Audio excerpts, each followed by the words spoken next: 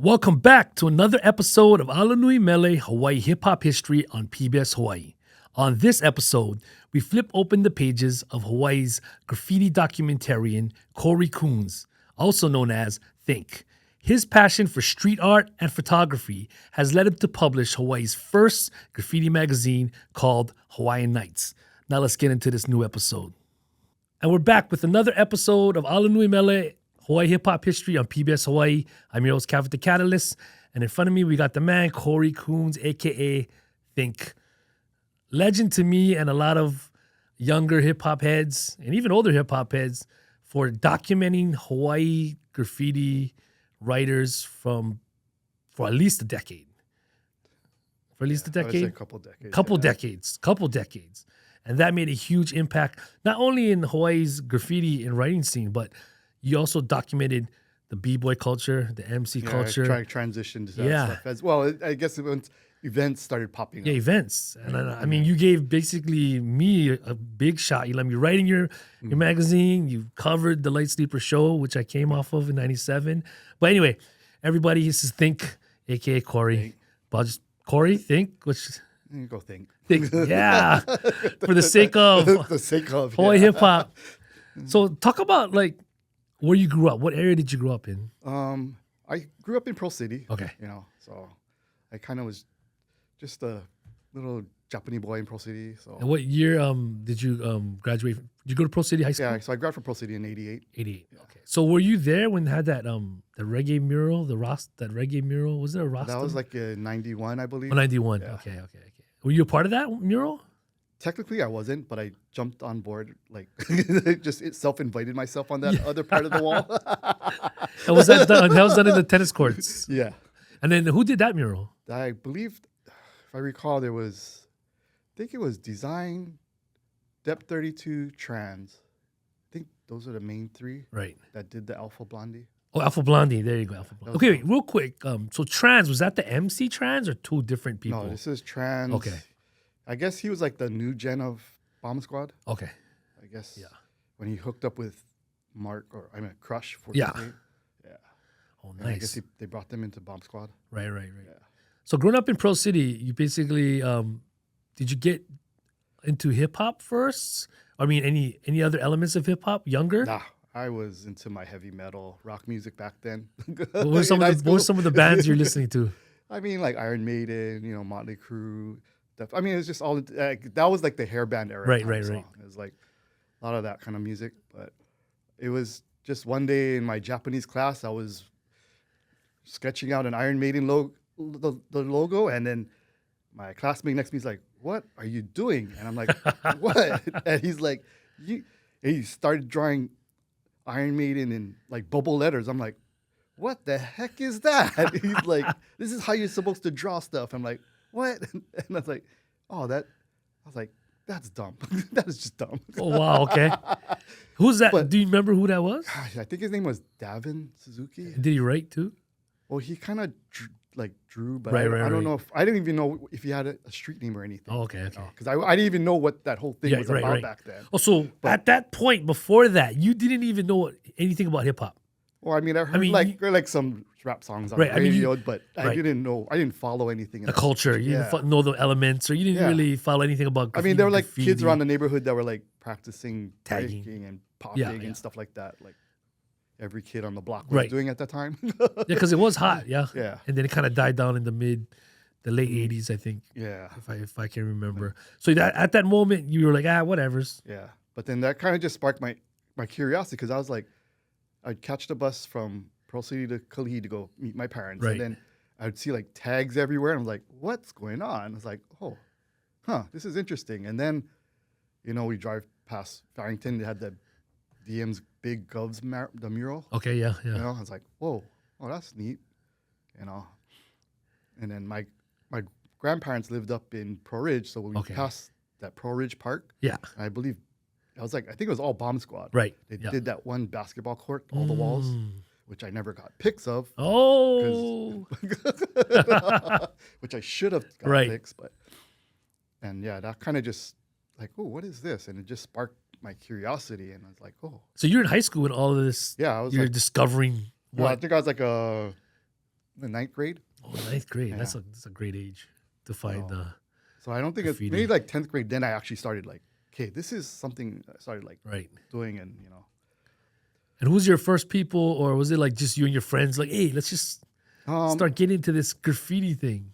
So there's my one friend. He went by the name Sexy HK. HK because he was all into Prince. Everything was Prince. Okay. you know, so everything was sexual for him. Yeah. So Was his favorite color purple? yeah. There you go. There you go. But you know, like he was such a big Prince fan at the time, so he was.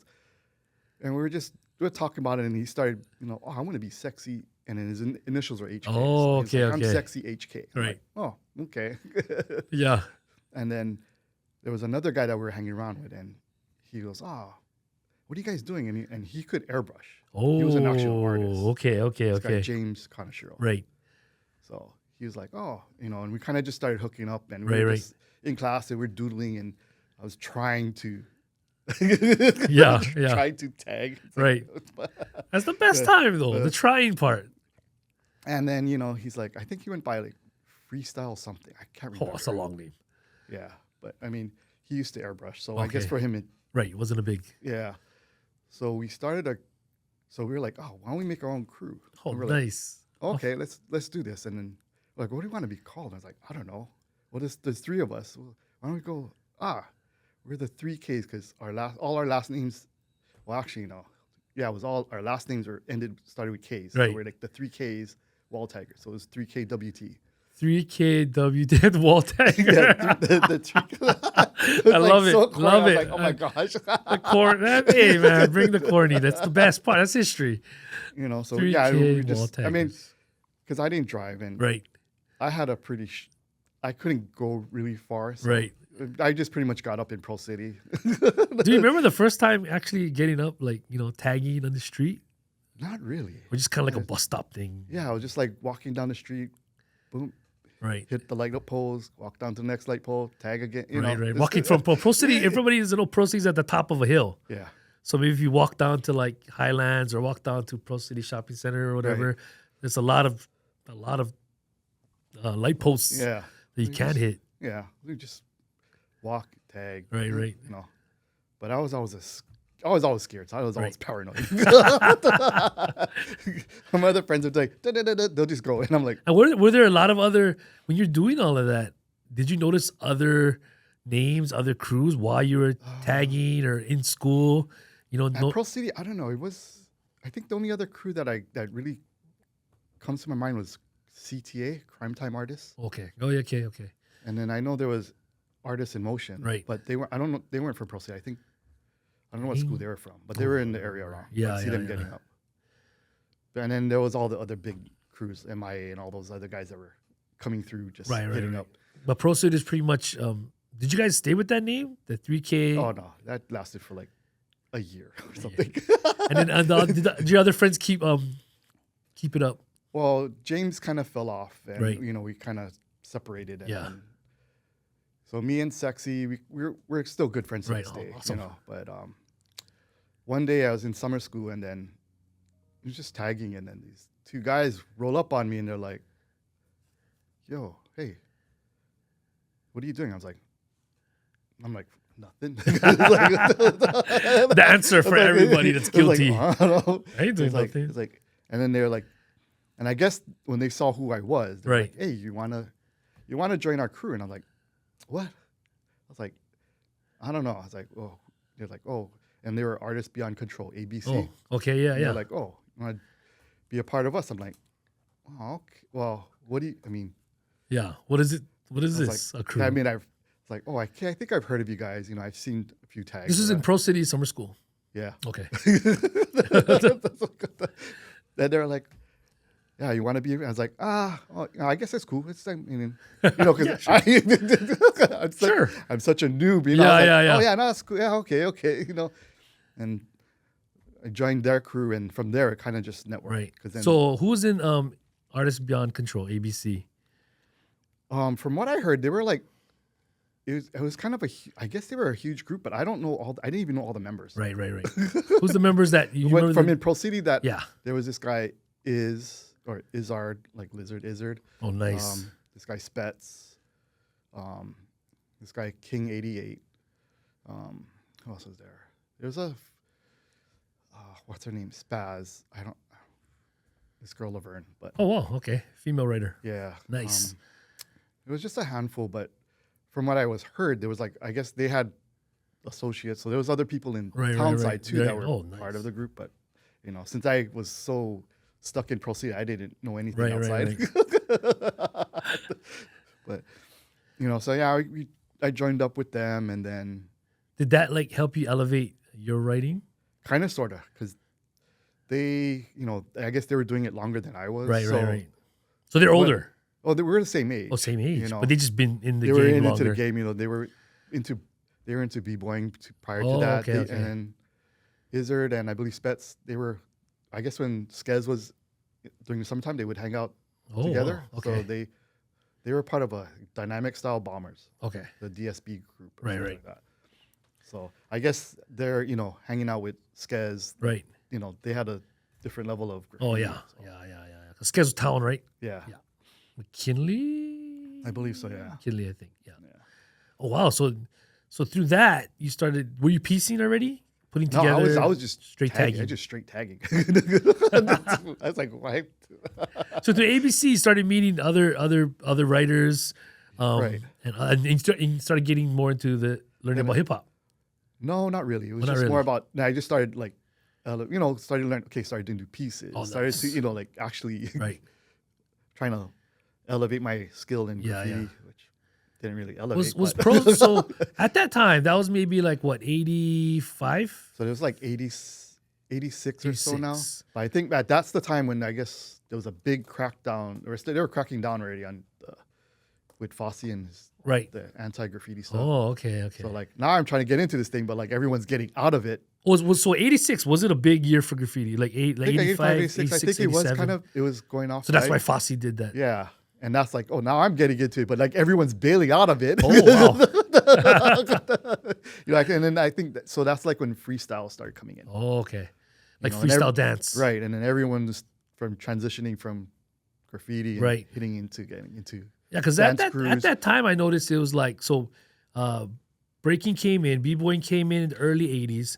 Yeah, definitely like all the elements had a quick sweep in. Yeah. And then all of a sudden, like you said, like 86, graffiti crackdown. Everybody got into. I noticed, like I was young, but I Yeah. noticed everybody started getting into freestyle dancing, Yeah. freestyle music, and then had a second wave of like everybody started b-boying again, Right. like right. in the early 90s. Yeah. So at that time, real quick, in Pro City, where were you piecing or learning how to piece back then? Was it the Pro when I City was learning- Industrial? pretty much because we didn't we didn't do private property. right, and a lot of yeah. the like nowadays it's like in a free for all. Yeah, So yeah, we stuck to a lot of city and county stuff. Right, we right. did water towers. Yeah. Was the Pro Schools. City ditch? Were people hitting that up? The one on the Actually, Industrial? no, it didn't blow up until Catch. Catch started going down there. Yeah. Yeah. Oh, okay. I always thought maybe that was a Pro City ditch. Because I know him, Wiz, and Sizer went down there. Oh, okay. And back then there was like some stuff, Right. like old stuff, all faded and Right, right. But after they went down, so I grabbed a few flicks. Yeah. And then when he went back down again and he started doing his production, Yeah. that's when I guess word of mouth and that thing. Then from there, just Because that place, Pro City, what is it? Is there a It's like name for that ditch? industrials. What do you, Pro City Industrial? Yeah. yeah, it's called it Yeah, industrial. there's no name for that yeah, one. it's just. But that was in the industrials. cut. Like you kind of gotta. It's not in Pro City technically. It's like in a Like no at the man's edge, land. Yeah, You got to drive in. Yeah. Even back then, it's probably even more dangerous yeah. because it's like you're walking. Yeah, you walking on to nowhere and up a street to nowhere, and then you got to figure out where And to you just see a group of kids in this industrial. Yeah. Yeah, it's like, hey, what's going on? hopping You know? over fences and bridges. I always wondered who was the originator of that spot. I'm sure there was people tagging, but yeah, I mean, I don't really know the history. But I only went down there because of Catch. yeah, Yeah. just to see his huge Right. productions. Yeah, Yeah. So anyway, so that was like 86, 87, Fosse, freestyle dancing came Yeah. in, but you're just getting into yeah. We're writing, just getting into it, and everyone's like quitting. bailing out. Right.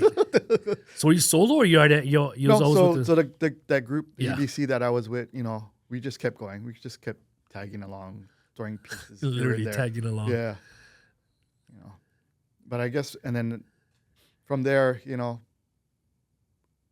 guess the next generation, when Edge, Sizer, they came back again with, with the Alpha Boys and stuff. And when they came back around and Snow One renamed to Catch, like they all got new names and they started blowing up again. What was Sizer's old name? Do you remember that? Edge. It was 9? Edge. Yeah. Edge 9. I think it was Edge 9. I know it was Edge. I don't know if it was so Catch and Size them, they all... Because they were all part of MIA. Right. Yeah, back in the day. So a lot of those guys that started in the early 80s actually kind of phased out and they kind of had a resurgence. Like it was all kind of like a couple of the MIA. Yeah. Oh, do you know what made the resurgence? I'm not sure why. I never asked Catch about that. Why? Like, I mean, well, he always loves drawing, right? Yeah. I was wondering that because that's when I was super young, obviously. In 85 was elementary. Yeah. But like that's when that second wave of the late 80s is when I fully was aware of. Yeah. Right? Because I remember Alpha Boys hit up what's the name of that park in Waialae? They did like a full production full production. Kalani High School? Petrie Park. Petrie Park. See, I heard about that one, but by the time I went there, it was buffed. Yeah, so Petrie Park, I used to skate Petrie Park. And then when I skated Petrie Park, I skated through the school next to it. Yeah. And I randomly, like, what the heck is this? And I found out it was the Alpha Boys. Correct me if I'm wrong, people out there. I'm pretty sure it was Alpha and Alpha Production. I was like, but I heard about there's a production there. Yeah. So, of course, it's word of mouth now. Right. So by the time I heard it, yeah, I drove out there. It had to have been illegal because I don't think any school at that time would allow it. Yeah. But I remember, I don't know what year that was, but I was skating hardcore and I wasn't even into hip hop. I mean Beastie Boys, whatever. And then I remember skating through the hallway and I'm like, what the heck is this? And that was what kind of sparked me. So I was wondering if anybody got flicks of that. Yeah. Because I don't, like you said, like when you heard about it, it was gone. Yeah, it was already buffed. That's why in my head, I'm like, the older I get, I'm wondering, did I dream that up or something? So anyway. And for me, I was like, I didn't even know where this place was. So it's like driving in that area. It's like going around blocks and blocks. Yeah, because back then. Because we didn't have Google Maps or nothing. It's like, go check out this place. It's like, where the hell is this place? Yeah, it's Petrie Park, and across of it is, oh my God, I forget the elementary school. I would skate through it all the time. But anyway, so that's like 80. So 88, there's like 88, 89 resurgence of everything. Yeah, all of a sudden, we're like, wow, who are these guys? Right. And then when did you start getting into, was it mold pastel or? Because, I don't know about like everybody else, but, I got busted a couple times. Yeah. So it's like, okay, change it. We had to change everything. Right. Oh, were you writing Think back then? No. Did you start off writing Think? I started off as Swift 371. 371. And then when you got busted, everything changed. And yeah, it's kind of like, okay, a couple of guys are like, I need to start a new crew because since I got busted, it's like, I need a clean slate. I like how you did it. I like how you didn't. You weren't like, I'm gonna quit. You're like, no, I gotta start a new crew. Yeah, I was like, I gotta start. It's like I got this far. You know what? I gotta. Yeah. So you started it. Yeah, it was one night we were just drinking. Me and it's like, what do you want? What do you want to call it? I was like, I don't want no typical graffiti kind of boys or like bombing or just. I was like, I want something just different. Right. So who's that? Like, who are you talking to? So there's me, the guy Izzard, and I had a friend named Singe and Swass. Nice. I mean, they're all skaters. Okay. Back then. Right. So, and yeah, I was like, okay, let's do this. I'm like, okay.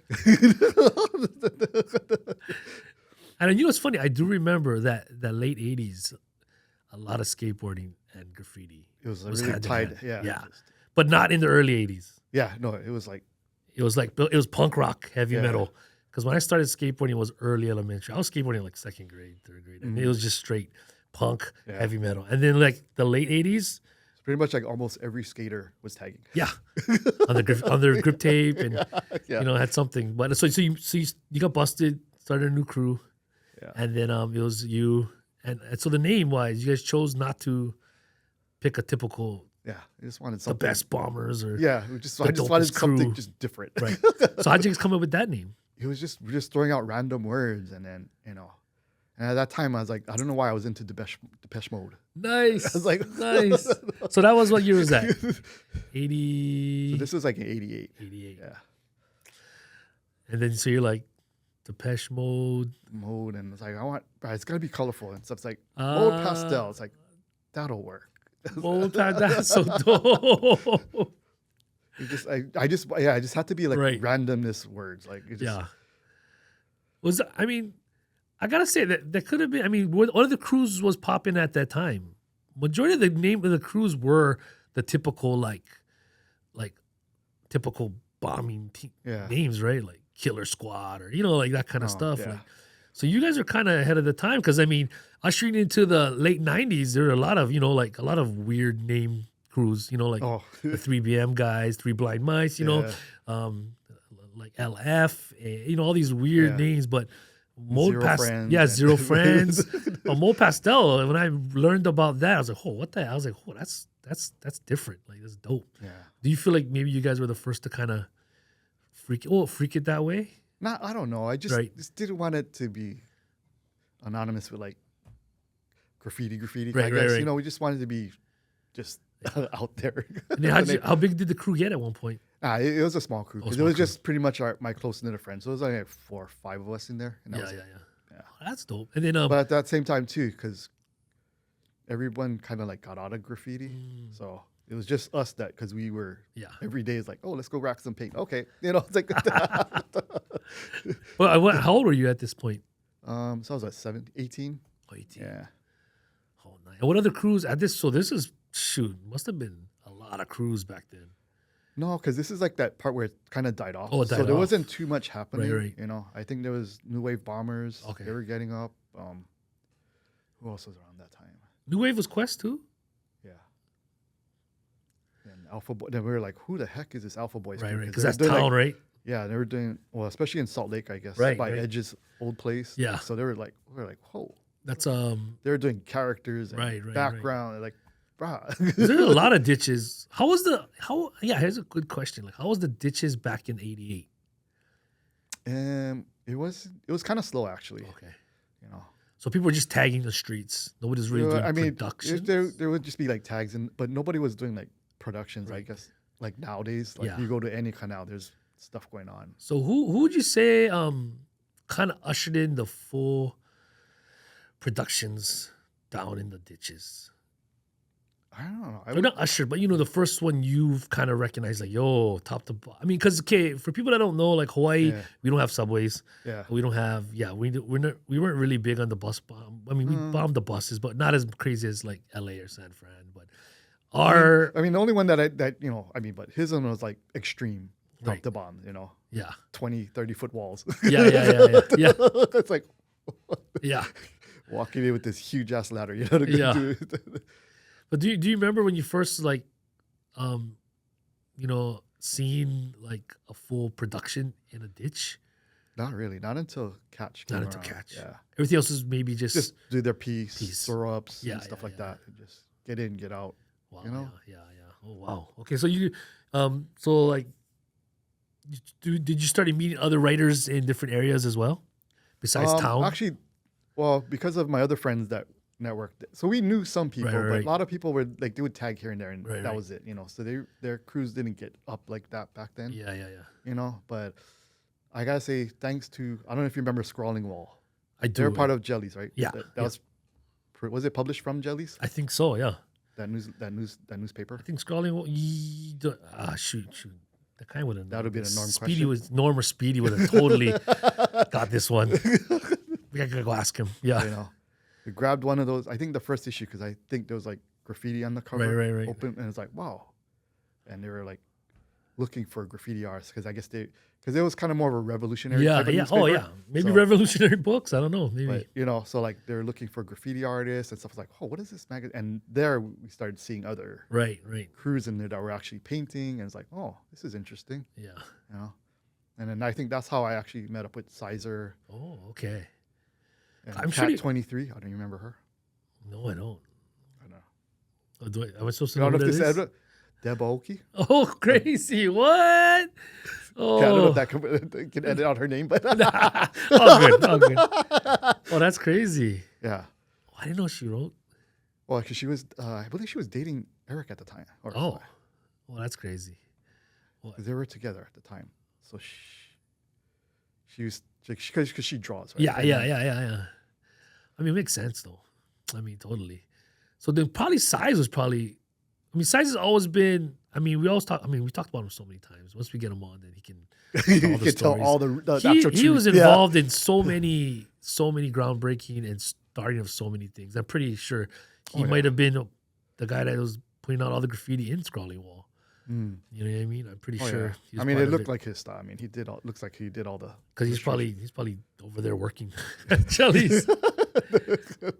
So then so moving into the 90s, what I really want to get to is when did you start thinking about documenting Hawaii graffiti? I already started documenting. Okay. Only just because like there was a couple times we did something and then Right. Hawaii they buff so fast. Oh, okay. But like I'd go back the next morning to go take a flick and then it's gone already. It's like, oh, dang. it's like that was painful. It's like Yeah. it didn't even last the day. Wow. So that kind of like you know what, as soon as we're done, catch flicks, because like nighttime I was like I can't. Yeah. Got my little Instamatic camera. It's like it doesn't take good pictures at night. Right? Right. So I got to come back during the day. Yeah. So after that, I was like, I got to start catching more stuff. And then I started realizing like seeing stuff that's like, I should go take a picture of this or that one. Right. And then boom, it's gone. I was like, I missed out on that one. It's like- Yeah. And then after that, it's kind of like anytime I saw something new, boom, Like I started catching photos in.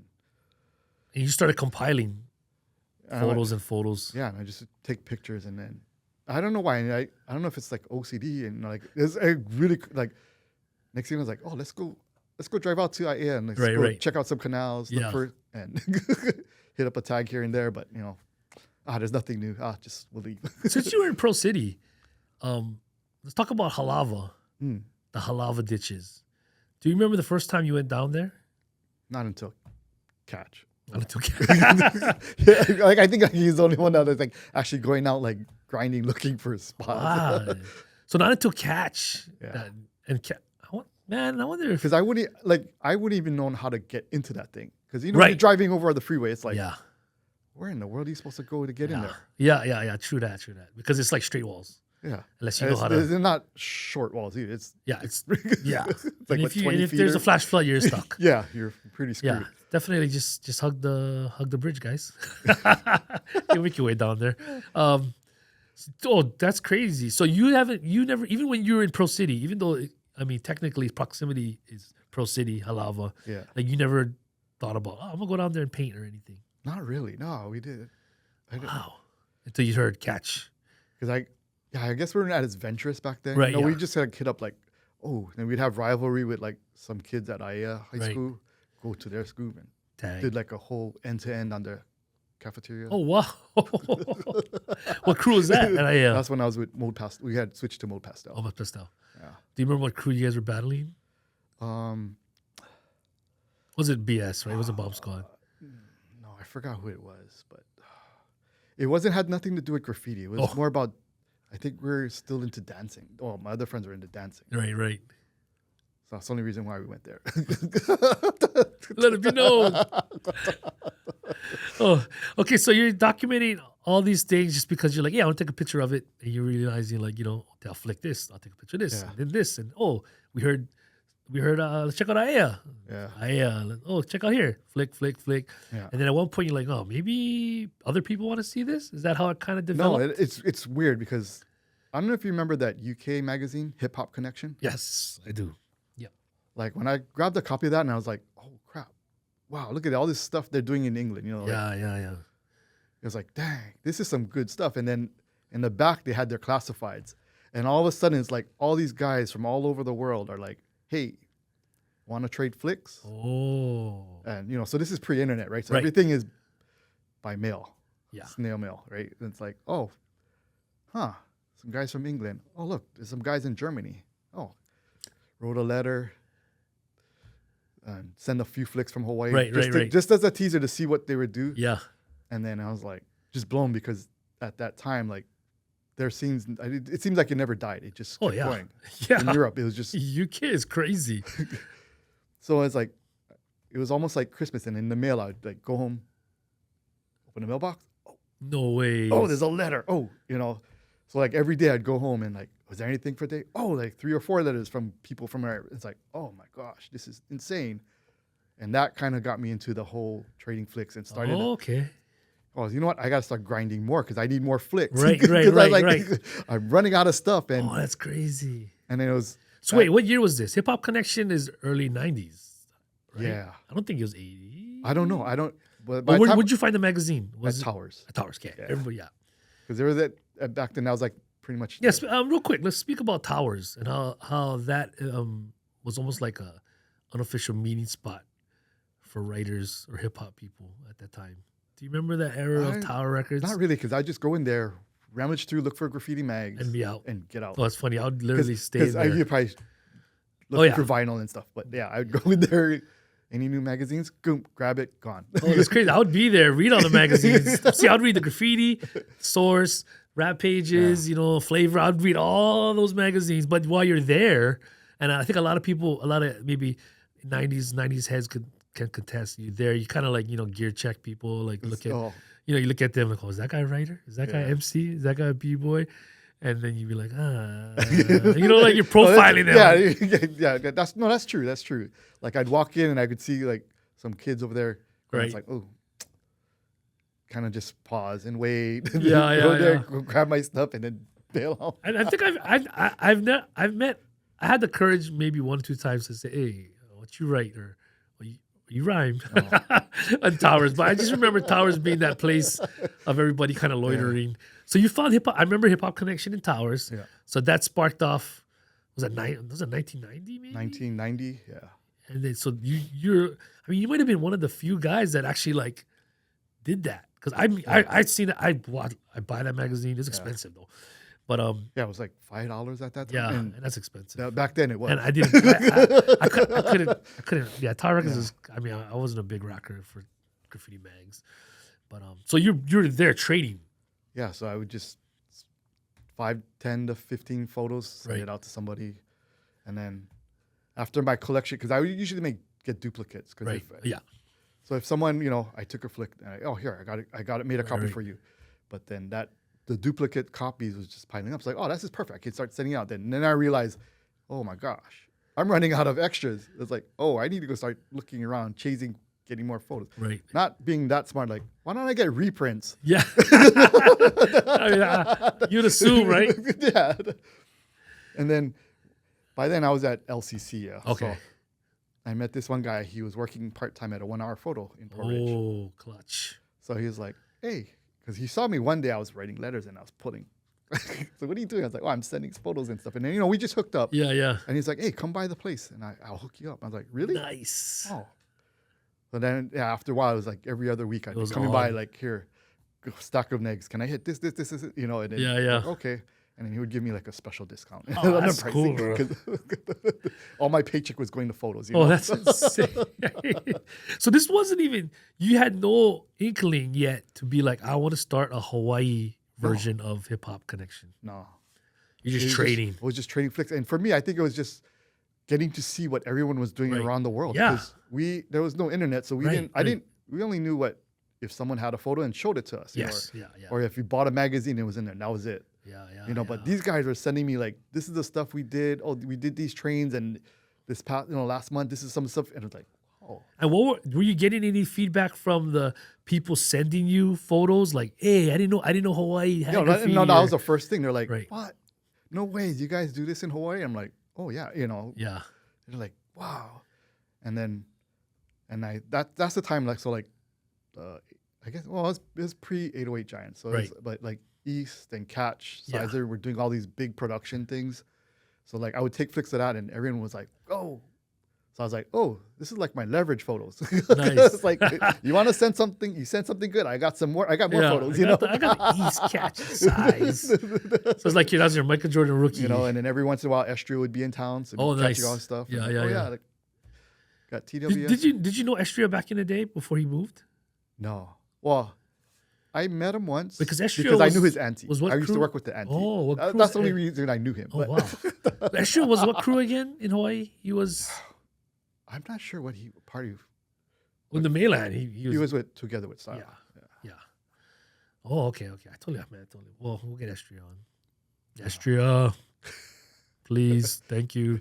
Anyway, so then, so at one point, from all of that training, I mean, at that point, I don't even know why you even think about doing a Hawaii thing. I don't know. It was just because I guess I don't know. I never thought about a magazine or a zine. You know, zine. It was just trading photos. It was like that was like my little birthday gifts every day. Go to the mailbox, like open up a letter, and there's like a bunch that's of awesome. photos. You know, it's like every time if I'm home that day, I'm like, oh, mailman, boom, run outside, go check out the mailbox. So was it only UK people, or you started trading with other people? No, it was like from Germany. States. What about from the States? There was a few from the States. Like, it's kind of interesting. I connected with I don't remember Joker. He was. Is that Joker? He was in San Jose area. Okay. He did like these alien-looking productions. I gotta research up on that. But like he was like my first Bay Area. Oh, nice. Hookup, and Yeah. He was sending me all this stuff from San Jose, and I'm like, whoa. Well, that's crazy. Whoa, this is never seen anything like this in Hawaii, kind of stuff. Yeah. And and San Jose was different from San Francisco, I'm assuming. Yeah. Style, everything. Oh yeah, it was a lot different. But it was just I started getting people from Florida. Wow. You know, like all over the all over the world. You know, started, and then once your name got out there and someone was looking for someone referred. So I just get, hey, so and so from New Zealand. It's like, hey, check this guy out. He's got photos of this. Or if you're looking for certain photos, it's like they would hit you up, and you know. And this is no internet. Yeah. Straight. This is like snail mail or word of mouth. Like, word of mouth. You know. Did you ever like get phone like talk to people on the phone? There's a couple times, yeah. Some guys had actually, hey, what's your number? Da da da da. And I was like, oh, cool. You know, that's cool. But it's like we talked for a couple. But right. it was expensive back then. Oh, so, that's right. I forgot about that. It costed, dude. I totally forgot it costed money to talk to somebody in the mainland. Yeah. It actually costed money to talk to somebody from the neighbor island, if I remember. So Oh yeah. Oh, we're spoiled now. Anyway, get the phone bill like, what is this? Yeah, like, no, that's right. Holy shoot, bro! I totally forgot that you had to pay to call the mainland. Anyway, so what year? Even a year, like foreign. Oh, dude, yeah. I wouldn't even know how much that would cost. Yeah, it was a real short call, but hey, how you doing? Hello. Okay, thank you. Well, there's more of a language barrier too, so I couldn't decipher through the accent. Right, they tried to speak English, but it was kind of like You actually talked to somebody. Yeah, I forgot who it was, wow. but their accent, and I don't know if I was just lazy or it's like, I don't know what the hell you're saying. Oh yeah, that's cool. You know what? I'll mail out a package to you tomorrow and stuff. It's like, okay, sure, yeah, yes. So that what year or what made you create Hawaiian Knights, the magazine? Oh, actually, the first one was I was at that time of trading photos. I was like probably getting like 5 to 10 letters a day. Oh. And I was like, oh, this is getting expensive, you know. Yeah. Working part-time, still going to college. I was like, I can't keep up with this stuff. Right. You know, I got to hook up with some doing reprint photos, but it's still, everything costs money, So I started I just copy and paste, taped up some photos made a whole bunch of Xerox copies. And even back then, 5 cents was kind of, it adds up. It was like, and was it color? No, it was only black and white because I couldn't spend $1. Color was like, it was like a $10 magazine. Yeah, that's true. That's true. That's right. So I just made it black and white, and I folded it, threw it in the mail, and they're like, dude, and I got good reviews from a lot of people. Like, oh man, thanks for it's a lot of stuff we never saw, and the next thing you know, like guys are sending me, we call it zines, right? These little black and white magazines. Yeah. And started getting all these, like, oh, this is pretty neat. I was like, I don't know if I have the time to do that kind of stuff. I work, I'm at school, driving all around looking for graffiti. Yeah. Because back then there was no hey, someone's posting a picture like, oh, we did this. Yeah, let's go there. Yeah, now it's like I'm just driving to drive out to Kalani High School or and just anything new, and I'll just you meet people word of mouth. Oh, here. Yeah, and then I ended up getting into the graphic arts program at Leeward. Oh, nice. So it's like the printing industry stuff. So one of our projects was part of that was learning how the printing process works. Okay. Publications. And Right, stuff. right. So I kind of talked to my teacher at the time, Mr. Fujita, like, hey, I was like, oh, I wonder if I could do a magazine. I was like, hey, I got this proposal for this year's semester. Right. If I put together a magazine, like shoot the negs, make all this stuff, and do the copy and paste it, because at that time computers were just coming out, but you could only typeset. So we type all the words, cut it out, and then paste it on the board. And then it's like, you sure you want to do that? I was like, yeah. You let me pass if I pull this off. Right. You know, it's like, okay. It's like, all right. So everyone in the class, as I was putting the magazine together, and they're like, whoa. Oh, damn, that's pretty good stuff. I'm like, oh, you know. Yeah. And then, I made my first one, and I didn't know what to call it, so I called it the ThinkPad. Yes. Okay. So And what year was that? I think it was at 90. I think I started to put it together in 93. So 94. 94. It came out. First issue called ThinkPad. ThinkPad, yeah. And you made how many copies? Probably like 200 or so. Okay. Only so much because whatever paper I could steal from the class. And then how did you distribute this? I didn't. I kept it as my piece to trade to people. I would send but that it was out. it was your final project at the same time Yeah. for school. For school. So For that semester. For that semester. Yeah. So you're smart. You kind of like double dipped. Yeah. So you're getting a grade for school. Yep. You got But free also printing. You'd be able to trade with other writers in different countries. And so did this get out to the public at all? I can't even remember if I did put out some. And do you have the original ThinkPad with you? I still have it. Do you have it with you now? Yeah. Can you bust it out real quick? Okay. No way. I don't know if I've even seen this. Yeah, I don't think really people really know. So this is like my first. Wow. Well, it's This is the it's first- big. It's thick. Well, no, this is the thing. Oh. This is my first like kind of zine that I did where I just copy and pasted all the photos. So like it's pretty hilarious. It's kind of like just graffiti from like LA and all the stuff that as I was training I started accumulating, and like. Can you see it in the camera? Okay, hold it up. Sorry. Oh, yeah, here we go. So this was like my first thing I actually put together. Yeah. Which wasn't. I just was. So it's not a ThinkPad. It's not a. It was just Hawaiian because I was Knights. just collecting all kinds of photos and I was getting broke. Yeah. So I did these like black and white copies just to send out to people, and it was just it was from photos that I had collected over there. And you'd send that. So I would send these out in the mail. It was like $1, something like that. Wow. But then, what we're talking about was this thing called the ThinkPad. So 94 ThinkPad. Hawaiʻi Hip-Hop History right here. Yeah. So Let's this go. is the first one that I ever put together. Nice. Yeah. So Is that you did the title, the ThinkPad? and I'm like, what did I do? This looks horrible. But yeah. Yeah. So this is my first magazine that I put together. It's an 8-pager. 8 pages. Yeah. Just Oh, it looks like pretty quality pages. yeah. Gloss there. Yeah. That's why I was like, And this got you your A, I'm assuming. Oh yeah, I passed in the class, yeah. Can I see it? Yeah. Oh, wow. I think I have an extra copy. So, Lofa, where are you? Yeah, Loaf will probably want this. Cause in Queens? Cause? Cause. Wow. Yeah. Yeah, so I mean, a lot. So all these, this one, so this ThinkPad, was it majority of the photos you collected worldwide or a mix of Hawaii and some, and then like some of the stuff like this. I was out in Oakland when they did that big production. Right. I don't know if you remember that one back in the day. Oh, I mean, I gotta look at it. Yeah. But- So there's a mix of Hawaii and Yeah. and worldwide stuff. Yeah. It's just So- stuff that I kind of sparked my interest. I thought was pretty good. And that wasn't distributed any which way. No. So after ThinkPad, did you like, oh yes, I'm gonna do this thing called Hawaiian Knights? Yeah, it was kind of So then I was like, okay. Then I was like, ThinkPad. Oh, that's that IBM product. I was like, okay, I can't do that now. I was like, okay, that's scratched. Right. Like after I put it together, and I was like, Yeah. then I learned about that thing. I was like, oh, really? What? Nice. This sucks. Yeah. Okay, back to the drawing board. Then I actually made another one called Getting Up. Oh.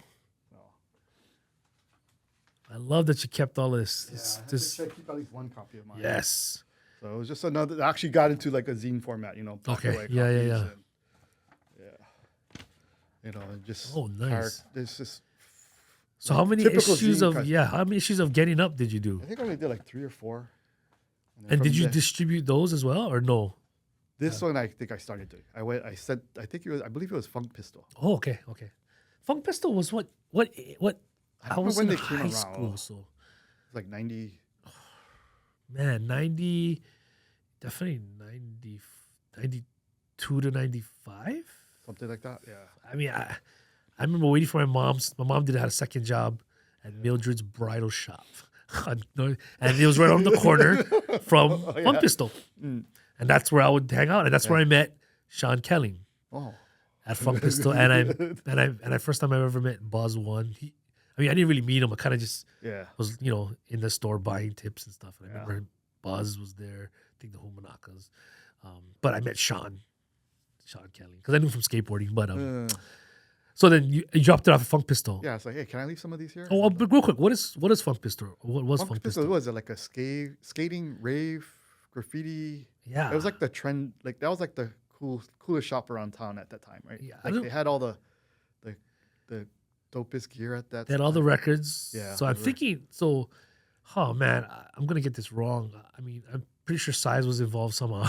But they had Yeah, because he did the first mural they had. right. on Yeah, the and front. then the second mural was They got on the other side, right? Phase phase two. phase did two, it. Yeah. and then the mural on the outside was on the window on the outside. Yeah, that was phase 2. phase 2. And then I went over phase 2. Okay. how'd you Oh, how did that happen?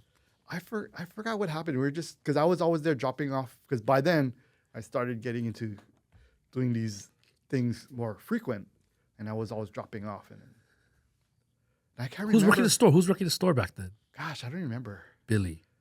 No. Man, it's so There's this one guy. vague. He was tagging Gene or something. Oh gosh. Was DMFD involved somehow? Man, I mean, he was like friends with VM and stuff. okay. Oh, Holly guy. Kind of. Oh, it's so vague. Yeah. I remember different workers working there. He But- used to tag. Right. But I forget. But I don't. Just let people know this is like it wasn't technically a pure hip hop shop yeah. because there was rave stuff in there. There was That was like, like the first time I saw ecstasy. When it was still legal.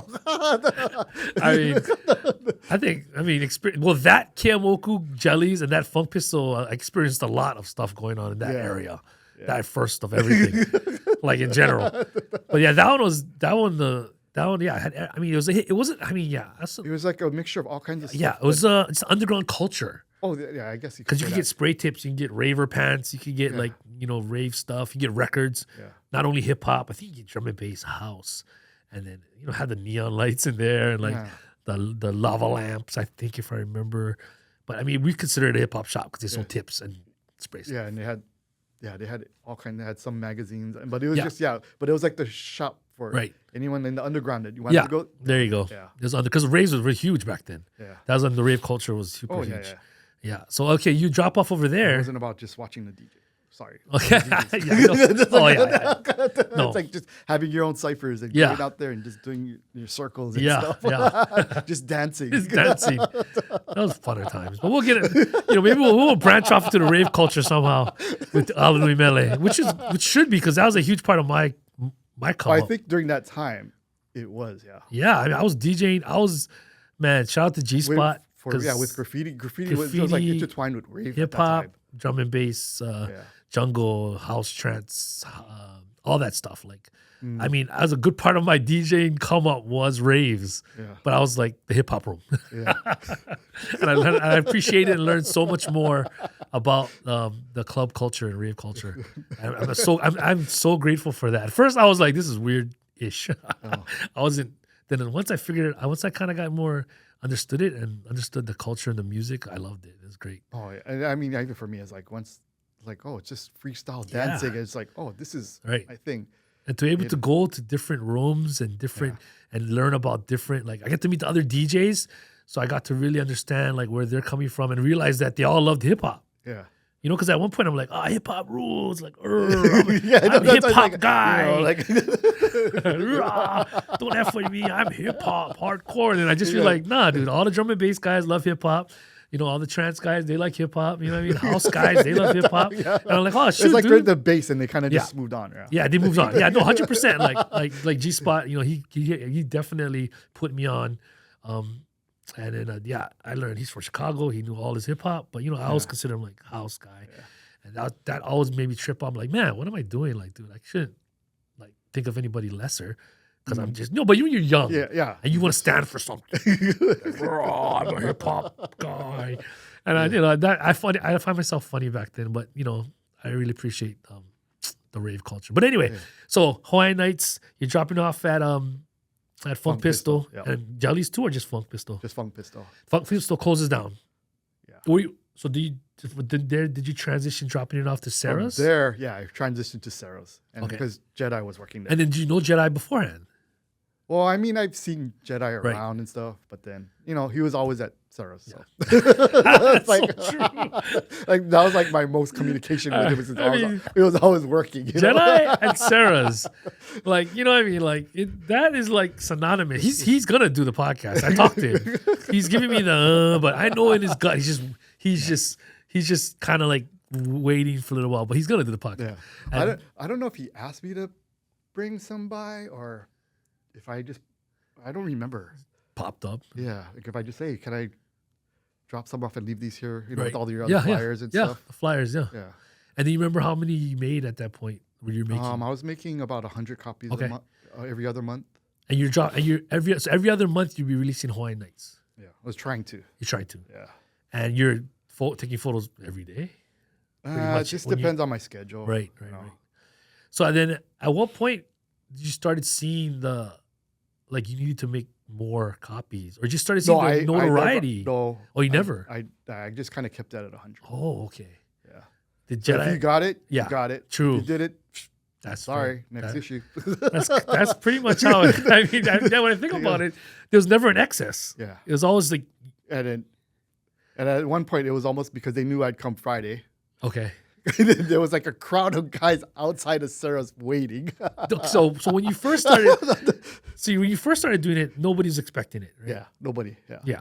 Because I think at that point in the mid '90s to early 2000s, there was another wave, if I'm right, of graffiti. You know what's weird? It was just like it almost comes like every 2-3 years. Right. It was like another group of cats that would just come out and start blowing up, and then they would fall off, and then a year or so would be kind of, and then boom, another wave of guys. Because I mean, when I did my radio show, Light Sleepers, 97 to 2001, 2002, that chunk of 5 years was like the 3BM crazy, and the ZF, and AN was getting up. It was insane. I think EV, like everybody, that era of those hip hop was alive, and I mean before and after, but something that I don't know. I mean, I'm sure that my radio show helped, but I remember like it was crazy. The streets are getting bombed even before. I think even before '97. In the 90s. I think it was like 95 or 96 maybe. Yeah, because I like graduated. The bombing mentality started. Like it clicked. Like all of a sudden it was just about bombing. Yeah. Just doing outlines, tags, and just. No, you're right. Yeah, because I remember I graduated in '94. I think '94 to like '99. Even after 90, but late '90s. All of a sudden it was just streets was crazy. Everyone's just bombing. That's it. You know.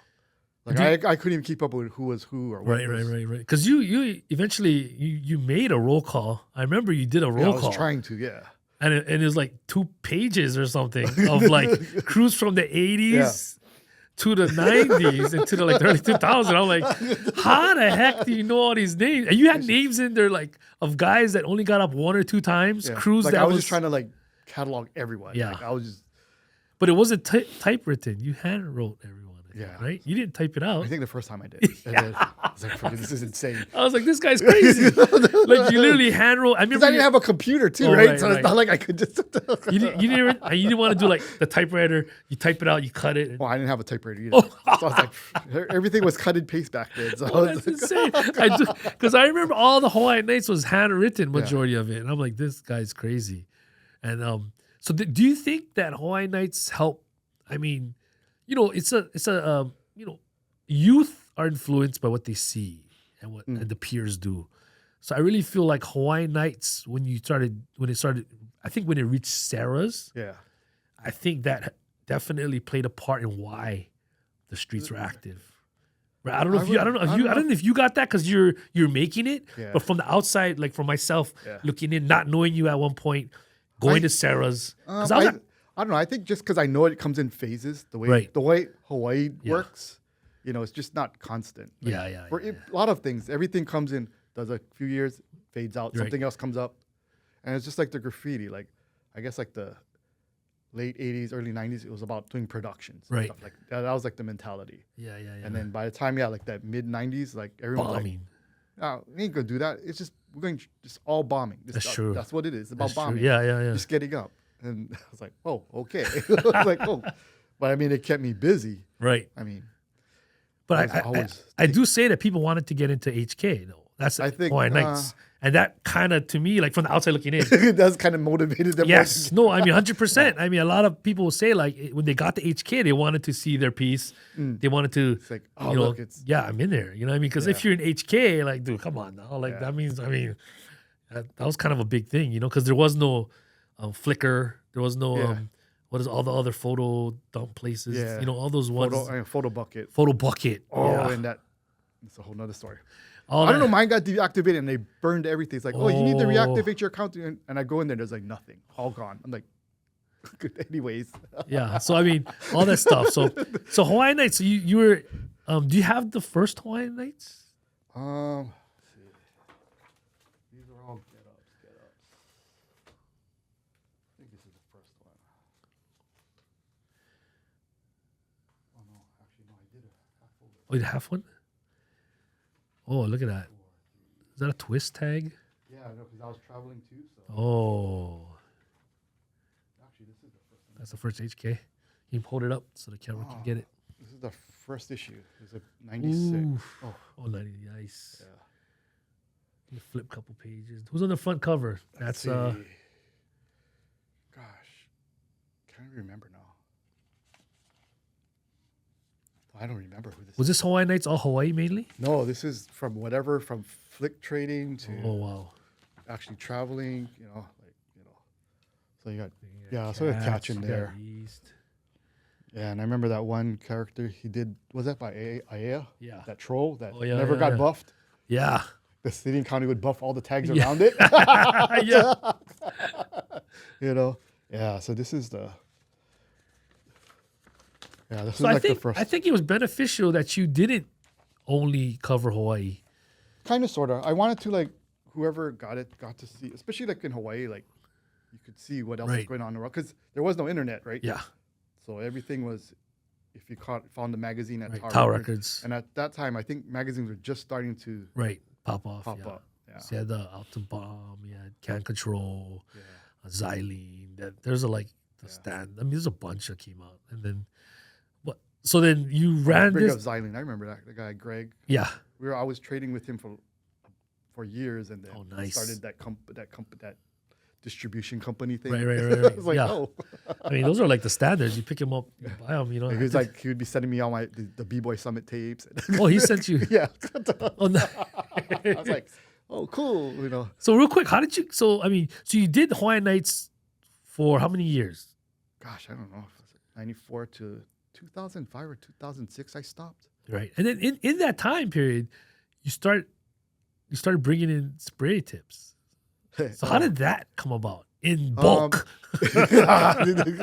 In So- bulk. So everybody knows Roger Gassman, right? Yes. The publisher. Yeah. So back in the day, he used to write. Right. So, and I guess he had a contact as far as getting bulk New York skinnies and New York fats. Right. So one day when we're because I used to trade with him. Oh, He that's was like crazy. one of my regular traders. No ways. Yeah. So he was like, hey, I got tips. He was like, oh, cool. Like, how much are they? And I was like, what? I don't know if I could say this. This is like, gosh, for 1,000 was like $50. Oh. Yeah. So I made. Oh. No, that's You good. need to do the Dude, math. Yeah. For what I was selling him. Oh no, it was deal though. Yeah. You're selling for deal though. I mean, on the real. Yeah. So every once I get like these box of just 1,000 caps. Wow. and that kind of helped fund Yeah. Hawaiian Knights, whatever that is. But it was all word of mouth, though. I mean, did you publicize it in the magazine? Towards the end, yeah, was, because everyone was like asking, and Yeah, like, yeah. hey, Figured it out. yeah. Oh, And, that's it'd be like I'd be at home and I'll be here like, think. But people would come to your house. They would come to because they knew Oh where I my- live, and they'd be like, think. It's like, like I'm in my underwear. It's like, you're dang it, you're like a drug dealer, dude. Like, Yeah, I mean, kind of was like a like- drug dealer, yeah. it's like, here you go. Here, try this skinny cap out. See if you like it. And they come back. Yo, let me Oh, get. yeah, that's why I was like, I'm like the drug dealer for graffiti guys back then. That's funny though. I mean, it sounds like it like a movie. You know what I mean? Yeah, it's like, hey, can we meet up? I was like, what? Yeah, I want to buy like 100 caps. I was like, oh, okay. It's like, it's like, meet up like at the mall or And- something. and I'm you- over here like, doing, like And a you drug pretty deal. much supplied caps to majority Pretty of much writers, everybody, yeah. Because back then, when Funk Pistol closed, Yeah. I can't think of anybody else that bought it. Yeah, Caps. I don't know either. I mean, And the only way you had to get it is mail order mail order, yeah. through like Xylene and stuff like that. Cat control. You look Yeah. inside there. Oh yeah, okay. Yeah. I mean, other than that, yeah, it was who you knew. Or, Yeah. So through the Hawaii graffiti from the early '80s all the way to like the 2000s and stuff like that. Do you see Hawaii having its own style? In the beginning, I did, Right. And what would you consider the Hawaii I don't style? know what because during the, like the AOI, Yeah. AOI, AOI. Yeah. AOI. Art of Insanity, like Yeah. when their era, Yes. they kind of brought in a different flavor. Oh, And I don't know okay. where that came from. Huh. You know, I just interviewed Skid, yeah, and I mean I think it just came from them. yeah. 'Cause he didn't really. His influences was just heavy metal. Exactly like you, Yeah, it's and like- pretty much whoever was in Farrington. yeah. And he really, and then he just talked about the people that was around him, but nobody outside of Right. AOI. So you noticed AOI had a style. Well, like they had their own, but like that, I mean, it's hard to say because, like, by the time like '95, that whole bombing thing, like Yeah. everyone had style from the mainland, Right. already. It was Oh yeah. the lettering and everything was just the same as. I was like, oh, okay. So who do you think had the most original style that could represent Hawaii? Is there like Well, one? one person always has his own person. Yeah. There's only one character that has like, his own. Right. He just stands out by himself. Yeah. Catch. Right. Right. And then And even East got his Yeah. own style, but yeah, Catch was. I think that's the only one that like is like burned in my brain right now. right. Yeah, He's I mean, got his own lettering, his style of his characters. Right. Everything is just his. the letters are the characters. Yeah. The details Yeah. within the piece, the Yeah. top to bottoms, the backgrounds. So at one point, before you stopped doing Hawaiian Knights, did you release the Catch book? That was after. It was after. Because then I met Stuart Higa. Stu. Stu, I don't know if I met. Oh. Well, I don't know. It was like one of these. I ran into him and then Right.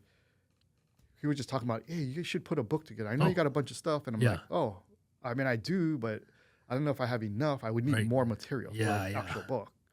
I mean, there's a lot of stuff I took, but I wouldn't want to put it in the book. Right. Because like unfinished pieces. Yeah, Like I don't want to be. Yeah. Or stuff like that. But I was like, I don't know. And then he's like, well, so I started, asking around and I got some stuff and then I was talking to Catch one day and then I was Right. it's like, oh yeah, here. And he's boom. Like I got a whole spindle of like DVDs. I'm like, Oh my God. it's like, oh shit. Like trying to go it's like, oh my gosh. And I was like, oh. How the and then heck? I was talking to Stuart and I'm like, oh. He's like, why forget the Hawaii thing? Why don't you just do Catch first? Yeah. And then, if you get a good feedback and then maybe come back and then do Right. Hawaii. I'm like, okay.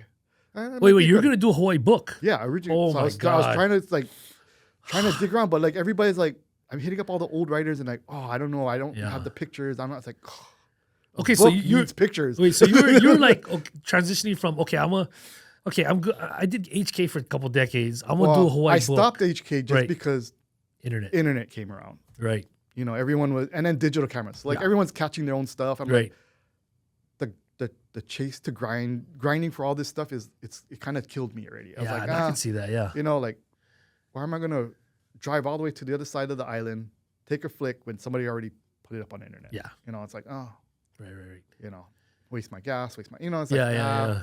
it kind of just killed me when the Right. internet came around. I can see that. And that was like that hurt me, but at the same Yeah. time, I was like, oh, now I have more time for myself. Yeah, and it's kind of relief. It was, yeah, because I was putting so much time into. Yes. No, and at the same time, too, what also happened was trading flicks also started to die because everyone could get it off the internet, Yeah. you know. So why Right. True. pay for postage and stuff, True. and you know. So that's when you thought, okay, let me make a Hawaii graffiti book. Well, I just kind of like just stopped, and Right. then when I met Stuart, he's Right. like, "You need to put a book together," and that kind of just re-sparked. They're like, "Oh, we should get something together." But yeah, like I said, it was like tracking out all these old school Pulling writers, teeth, yeah. and a lot of them like, "Oh, I think my mom threw it all away." It's like, Oh. it's like, It's kind of like doing a Hawaii hip hop podcast, Hawaii hip hop history podcast, and getting people to come on. But anyway, so then you're like, okay, maybe. So was it Stuart or you were like, hey, maybe we should just do catch? He was like, "You know what? You just focus on catch." I'm like, "Really?" He's like, "Yeah, you got so much material from him. He's still, he was still painting too, right? So Yeah. he's still got more material." And then Natural Concept was doing good at the time. Yeah. And so I was getting artwork from them. And I was like, "Oh, you know what?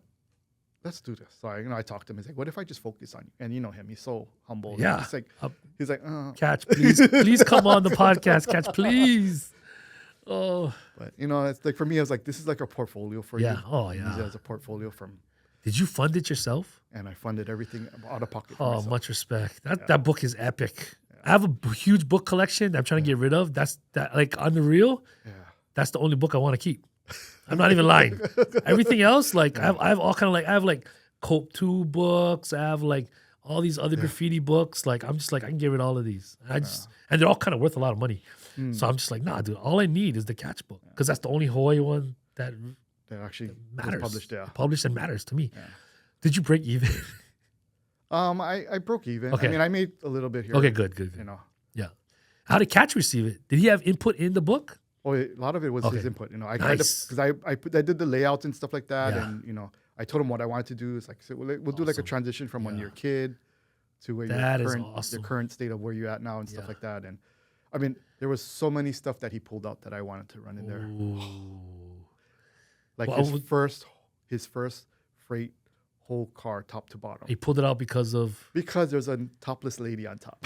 Oh, wow. Okay. Because he didn't want his kids to see it. Oh, and no, I feel you. I feel you. so I mean, Yeah, like, yeah, as a yeah. parent, I yeah, I, get it, I understand. get it, I get it, And I was yeah. like, that's probably like one of the best. His first top to bottom. His first whole car Freight. was a top to bottom, full characters, everything. It's like, Do you have a picture of that? I have it somewhere. You don't I gotta know show it. where I want Yeah. to see it. But I was like, that just kind of like, Yeah. that was But I like, mean, that book is huge. That book is over. it's like maybe- 240 something. but it's like an pages. inch and a half, an Yeah. inch and a quarter at least. And I'm sure you could have made Oh, two there- books. I told him, can we like make like a Volume appendix one? or what do you call it? Like appendix. there was somebody like, can we make another edition with all the stuff you pulled out? Yeah. 'Cause, like, There was so much stuff because they had a blunt in it, or Yeah. so I don't know if you noticed a lot of the art in there is Oh, kind of clean. okay. Yeah. So a lot of the other stuff got pulled from the first few edits of the book. I mean, that's never. I mean, you did something no one's ever been done. Well, there's a few things that you've done that people have never done in Hawaii. Hawaiian Knights, first of all, and then this catch book, which is crazy. So to me, like, when I thought about this podcast, I was like, I need to get THNK on this podcast. and I know I kept turning. No, you it's down. all good. But it was so clutch. I was like, I don't know, because I did graffiti, but I didn't do graffiti, and like I wasn't really interacting with all the different types. But no, and the genre. that's why I'm trying to like this is greater than the history is always greater than what the whole of history is greater than the small of it. So after the catch book, and then I noticed that you just pretty much took a break, and you said you were gonna come back and do more Hawaii. I really wanted to, Right. But I keep running into dead ends. Yeah. Like there's no documentation. So, Right. Everyone's got, I had photos, but Right. they got thrown away, or Oh, they got damaged, or water damaged, and I was like, it was It's kind of kinda like defeating. I felt kind of defeated, and Plus the internet. Yeah. Yeah. But even with the internet, I mean, just trying to track down Yeah. stuff that's like 20 something years ago. It's That's hard to do. I mean, you know what's funny? I'll go on Facebook because it's not going to be on Instagram or TikTok. On Facebook, if you go Hawaii graffiti, old school, you'll find old flicks. Yeah. But this is from people that probably used to write back then and they just had it and maybe uploaded it. Because I found so many old stuff on there. I mean, you've probably seen it all. But me just doing my research, I was kind of tripping out. But I mean, unless you have the physical or the what's that called? What do you call the strip again? The film? The film, yeah. I mean, it's pretty much history, you know. But I do consider what you did, what you've done or doing for Hawaii hip hop and graffiti and writing. Like you definitely spawned the whole next generation. After you kind of like, you kind of just, like we can't do it forever. Yeah. When you kind of just chilled out, then a bunch of other people like Tropical Cancer, Naga, he started doing his thing, and then at one point. The Light Sleeper. I don't know if you remember. Yeah, I used to dump a lot of stuff on the Light Sleepers forum. The Light Sleepers forum, the Graffiti forum, and then 12 Ounce Profit. Yeah. I mean, I the funny part is I gotta talk to Fibes.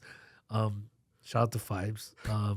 He helped me with that and that thing was thick with so much stuff at one point. Definitely 90s, and you would dump a lot of early 80s.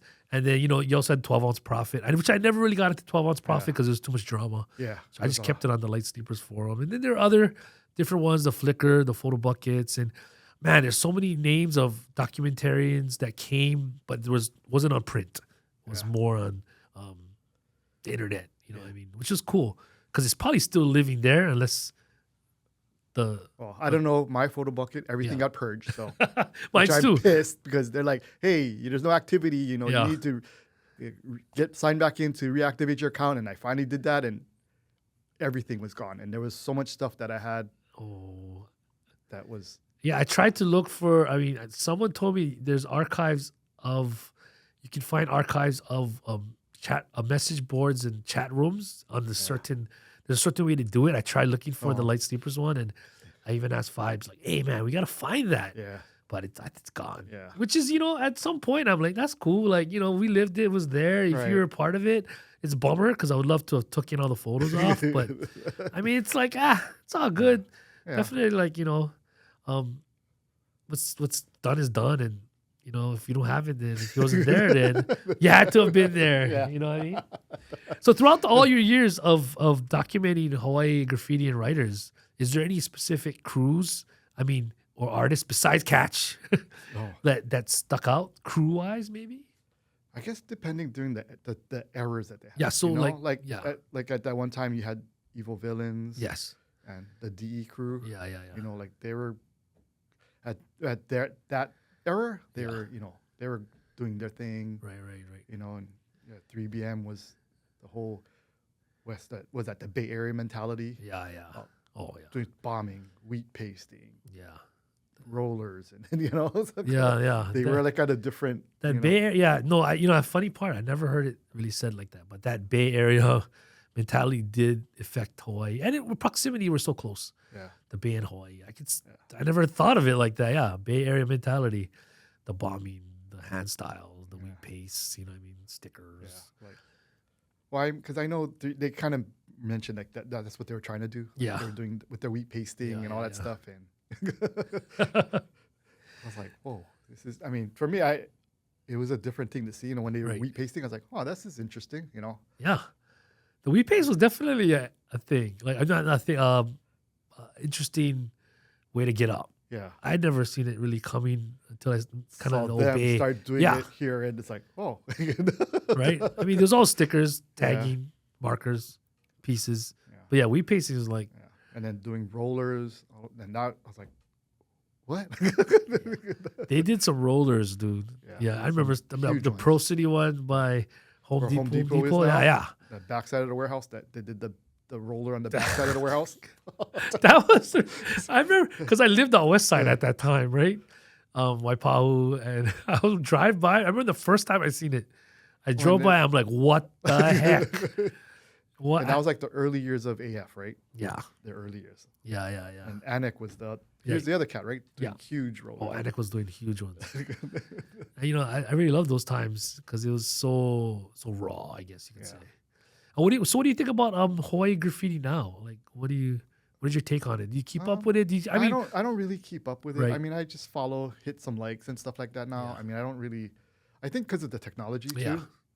Yeah. Now they got low pressure cans, high pressure. It's like, we had one type of pressure. Transparent cans. Yeah, it's like, so they can do some. I mean, the tools they have now it's True. a different.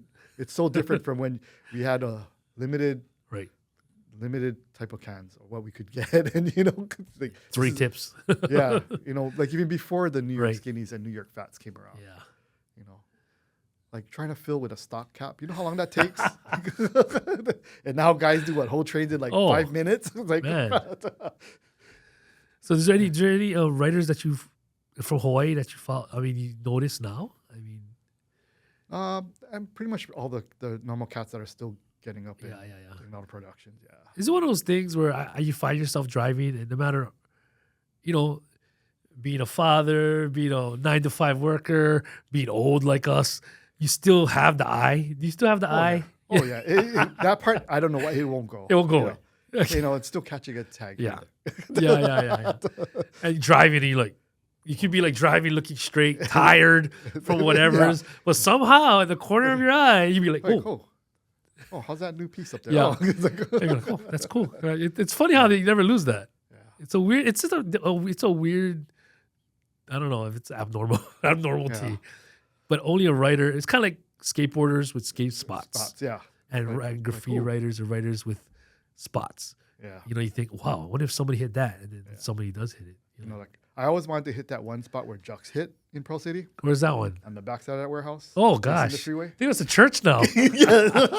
I always wanted to hit there, but I never got the time in the flick to go there. But I remember catching that flick there. I was like, hey, that's a neat spot. Like it. Yeah, what's funny is you did. I mean, you documented so many writers that had stints. Yeah.